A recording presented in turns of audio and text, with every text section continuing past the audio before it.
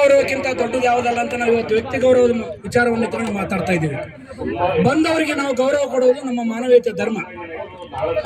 ನಾವು ಬೋರ್ಡ್ ಹಾಕೊಂಡು ಬಂದಿದ್ದೀವಿ, ವ್ಯಕ್ತಿ ಗೌರವ ಮತ್ತು ಸಾಮಾಜಿಕ ನ್ಯಾಯ ಅಂತ. ಸರ್ಕಾರಕ್ಕೂ ನಾಚಿಕಿಲ್ಲ ಅಂದ್ರೆ ನಮಗೂ ನಾಚಿಕಿಲ್ದಂಗೆ ಆಗುತ್ತೆ ಬಂದವ್ರಿಗೆ ಗೌರವ ಕೊಡಲಿಲ್ಲ ಅಂದ್ರೆ. ಯಾವತ್ತು ನಮ್ಮ ಕೂಗನ್ನು ಕೇಳಿ ನಮ್ಮ ಇಲಾಖೆಯ ನಿರ್ದೇಶಕರು ನಮ್ಮ ಒಕ್ಕೂಟದ ಕಡೆ ಬಂದಿದ್ದಾರೆ, ಅವರಿಗೆ ನಮ್ಮ ಒಕ್ಕೂಟದ ಪರವಾಗಿ ತುಂಬ ಹೃದಯದ ಸ್ವಾಗತವನ್ನು ಬಯಸೋಣ. ಜೋರಾಗಿ ಚಪ್ಪಾಳೆ. ಮನೆಯಲ್ಲಿ ಇವತ್ತು ನಮ್ಮ ನೋವೇನನ್ನೋದು ನಮ್ಮ ತಾಯಿಗೆ ಮಾತ್ರ ಗೊತ್ತು. ನಮ್ಮ ತಾಯಿ ಯಾರಂದ್ರೆ ನಮ್ಮ ನಿರ್ದೇಶಕ ಸಾಹೇಬರು ನಮ್ಮ ಇಲಾಖೆಯಲ್ಲಿರುವಂತವ್ರು. ತೊದಲು ಮಾತಾಡುವಂತ ಮಗುವಿನ ಭಾಷೆ ತಾಯಿ ಮಾತ್ರ ಅರ್ಥ ಆಗುತ್ತೆ. ಆದ್ರೂ ಏನು ಮಾಡಕ್ಕಾಗಲ್ಲ, ಅತ್ತೆ ಮಾವನ ಕಿರಿಕಿರಿ ಬಾಳದಲ್ಲಿ ಆ ಕೂಸಿಗೆ ಹಾಲು ಕುಡ್ಸಕ್ ಆಗ್ತಾ ಇಲ್ಲ ತಾಯಿಗೆ. ಅತ್ತೆ ಮಾವ ಬಹಳ ಬೆರಿಕ್ಯಾರ. ಹಾಗಾಗಿ ದಯವಿಟ್ಟು ತಾಯಿ, ಅಣ್ಣ ಸಾಕು, ನಿಮ್ಮ ಹಾಲು ಸಾಕು. ನಿಮ್ಮ ಪ್ರೀತಿ ನಮಗಿರ್ಲಿ, ನಿಮ್ಮ ಆಶೀರ್ವಾದ ನಮಗಿರ್ಲಿ. ಯಾಕಂದ್ರೆ ನಾನು ಸುಮಾರು ವರ್ಷಗಳಿಂದ ನಮ್ಮ ಸಂಘಟನಾತ್ಮಕವಾಗಿ ಬಂದು ನಿಮ್ಗೆಲ್ಲ ಮನವಿ ಪತ್ರಗಳು ಕೊಟ್ಟಿದ್ದೀನಿ. ಈ ಮನವಿ ಪತ್ರ ಎಲ್ಲಿ ಹೋಗ್ತದೆ ಅಂದ್ರೆ ನೀವು ತಗೊಂಡು ಏನ್ ಮಾಡ್ತೀರಿ, ಮುಂದಿನ ಕ್ರಮಕ್ಕಾಗಿ ಸರ್ಕಾರಕ್ಕೆ ಕಳಿಸಲಾಗಿದೆ ಅಂತ ಒಂದು ಹಿಂಬಾರ ಕಳಿಸ್ತೀರಿ. ಓಕೆ ಸರ್, ಅಲ್ಲಿಂದ ಸೆಕ್ರೆಟರಿಯೇಟ್ ಆಫೀಸ್ಗಳಿಂದ ಬರ್ತದೆ. ಮತ್ತೆ ನಿಮ್ಮ ಬೇಡಿಕೆ ಪತ್ರವನ್ನು ನಾವು ಮಾನ್ಯ ಮುಖ್ಯಮಂತ್ರಿಗಳ ಗಮನಕ್ಕೆ ತಂದಿದ್ದೇವೆ, ಅದನ್ನು ಪರಿಶೀಲಿಸಲಾಗುವುದು.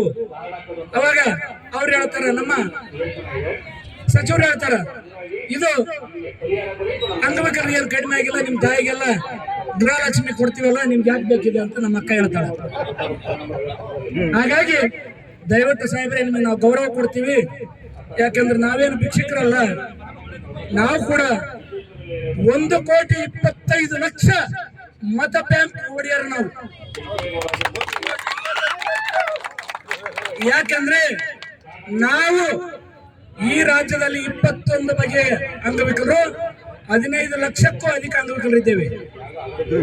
ಆದ್ರೆ ಒಬ್ಬ ಅಂಗವಿಕಲರಿಂದ ಕನಿಷ್ಠ ಪಕ್ಷ 5 ರಿಂದ 6 ಓಟ್ ಅಂದಾಗೆ ಇದನ್ನ ನೀವೇ ಲೆಕ್ಕ ಕೊಡಿ ಎಷ್ಟು ಓಟ್ಗಳಿದ್ದಾವೆ ಅಂತೇಳಿ.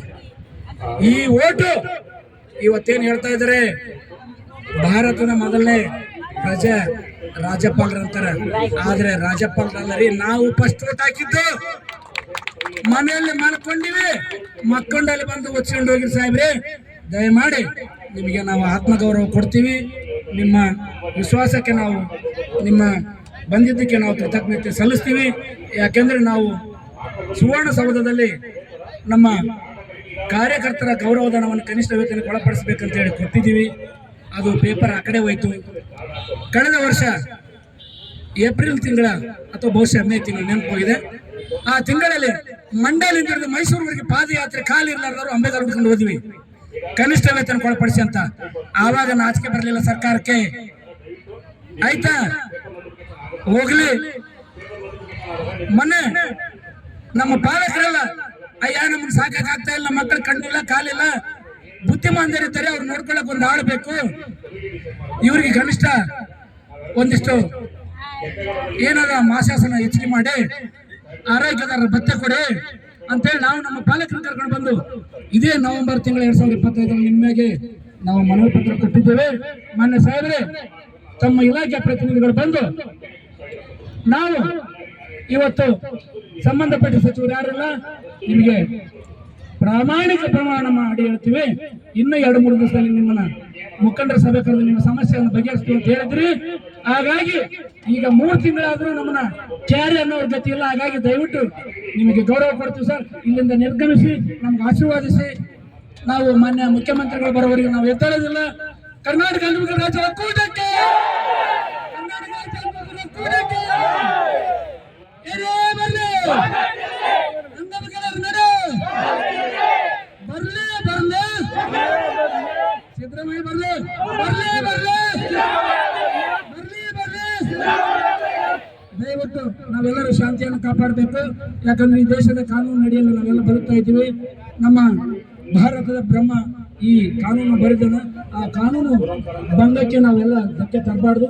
ಯಾರು ನಾವು ಯಾರಿಗೂ ಅವಿಚ್ಛವಾಗಿ ಮಾತಾಡುವಂಥದ್ದಾಗಲಿ, ಮತ್ತೆ ನಾವು ಯಾರಿಗೂ ನಾವು ಕೆಟ್ಟ ರೀತಿಯಲ್ಲಿ ವರ್ತನೆ ಮಾಡಬೇಡ. ಸಾರ್ವಜನಿಕರ ಆಸ್ತಿ ಪಾಸ್ತಿಗಳಿಗೆ ನಾವು ಯಾರು ಧಕ್ಕೆ ಮಾಡೋದಿಲ್ಲ ಅಂತ ನಾವು ಮನವಿ ಪತ್ರದಲ್ಲಿ ನಾವು ಒಪ್ಪಂದಕ್ಕೆ ಸಹಿ ಹಾಕಿದೀವಿ. ಈ ರೀತಿ ನಾವು ಅಹೋರಾತ್ರ ಧರಣಿ ಮಾಡೋಣ, ಉಪವಾಸ ಮಾಡೋಣ, ಪರವಾಗಿಲ್ಲ. ಇದನ್ನ ಸ್ವಲ್ಪ ಎಲ್ಲರೂ ಶಾಂತಿಯಿಂದ ಹೋರಾಟ ಮಾಡೋಣ. ಇವತ್ತಿಗೆ ನಮ್ಮ ಹೋರಾಟ ನಿಲ್ಬಾರದು, ಮುಖ್ಯಮಂತ್ರಿ ಬರೋವರೆಗೆ ನಮ್ಮ ಹೋರಾಟ ಮುಂದುವರಿಬೇಕಂತ ನಾನು ಈ ಸಂದರ್ಭದಲ್ಲಿ ಕೇಳ್ತೇನೆ.